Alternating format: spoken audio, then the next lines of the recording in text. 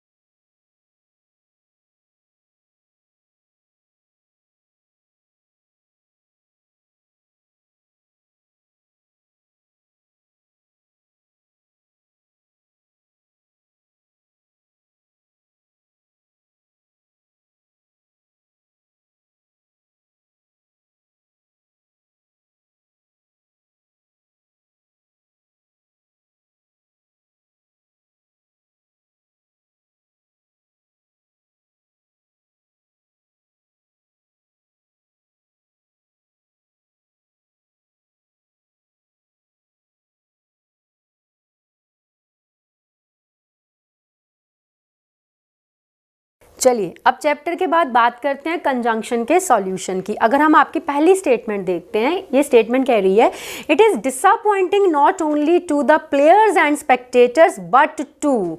देखिए यहाँ पे ही आपकी गलती आ गई। पार्ट बी में क्या गलती है, जब हम बात करते हैं नॉट ओनली की तो उसकी पेयरिंग बट टू के साथ नहीं होती है। ये बट टू यहाँ पे गलत है, यहाँ पे आना चाहिए ऑल्सो। ठीक है, चलिए अगली स्टेटमेंट देखते हैं।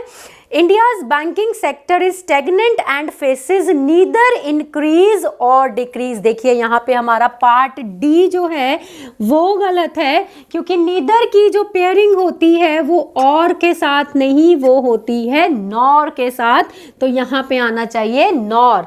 चलिए अगली स्टेटमेंट क्या कह रही है, they had tried to win deceptively and this resulted in both failing और डिस्ट्रॉइंग अदर्स। चलिए अगेन जो है आपका पार्ट डी गलत हो रहा है। क्यों? क्योंकि जब हम बात करते हैं बोथ की, जो बोथ की पेयरिंग होती है वो और के साथ नहीं एंड के साथ होती है, तो यहाँ एंड आना चाहिए था।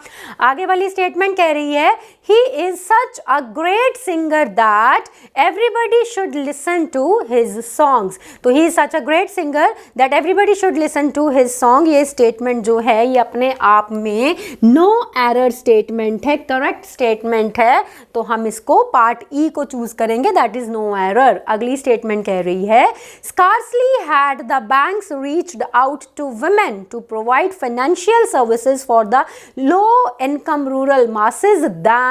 देखिए जो आपका पार्ट डी है वो गलत हो गया। क्यों? जब हम बात करते हैं स्कार्सली की तो उसकी पेयरिंग दैन के साथ नहीं होती, उसकी पेयरिंग होती है व्हेन के साथ, when the entire banking system changed.